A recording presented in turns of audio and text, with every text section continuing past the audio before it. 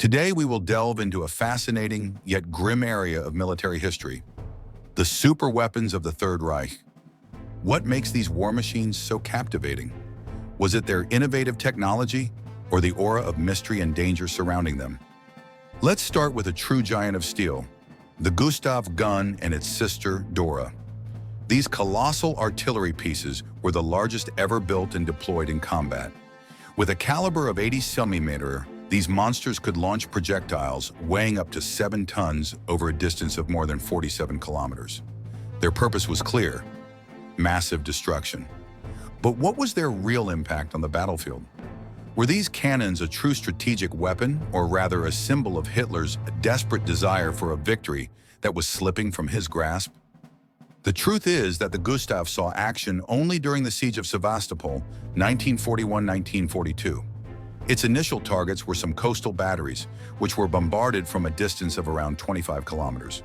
Only 8 shots were needed to demolish these targets. Later that same day, 6 more shots were fired at the concrete structure known as Fort Stalin, which was left in ruins by the end of the day. Preparations were then made for the following day. It might seem that 14 shots per day was a rather slow pace, but the best rate of fire that could be achieved was 1 shot every 15 minutes, and often this interval was considerably longer. The preparation of each projectile and charge was a significant task and had to be carried out in several stages, including taking the temperature of each charge, precisely calculating air temperature and wind speed according to altitude, and placing the charge in the chamber. The projectile and the charge had to be assembled precisely, and the cannon elevated at the correct angle. All of this took time. What we can be absolutely certain about is that these colossal cannons were never installed or used at Navarone against Royal Navy ships, for 2 simple reasons. The first and most obvious is that the island of Navarone does not exist. There is, however, an island of Leros in the Aegean Sea, where the Battle of Leros took place as part of the Dodecanese campaign. British forces occupied this Greek island, which was held by the Italians. But a few days later, they were driven out by the Germans, who landed by sea and air. On this island, there was a battery of large-caliber naval guns of Italian manufacture, operated by the Italians. After their surrender, the guns were used by the Germans and remained until the end of the war. They were never destroyed by a British commando to cover the English retreat from that area to the nearby island of Caros in 1943. It is true that the Scottish fiction writer Alistair MacLeod was loosely inspired by the Battle of Leros to write his novel, which was later made into a movie, and the name Navarone was derived from Navarino, located on the island of Pylos. This was the site of a famous naval battle in 1827 against the Turks during the Greek War of Independence.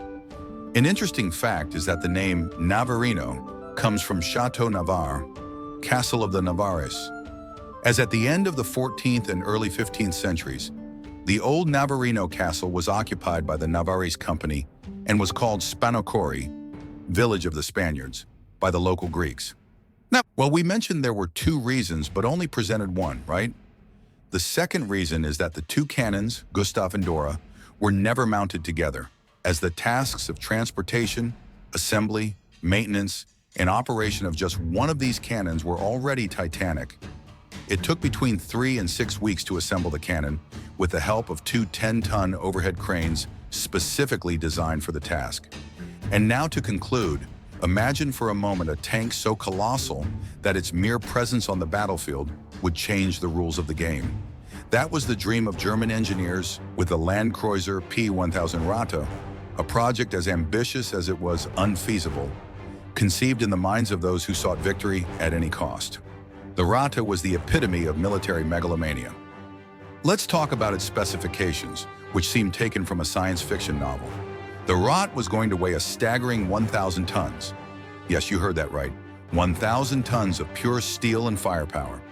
With a length of 35 meters, a width of 14 meters, and a height of 11 meters, this colossus dominated not only in weight but also in size.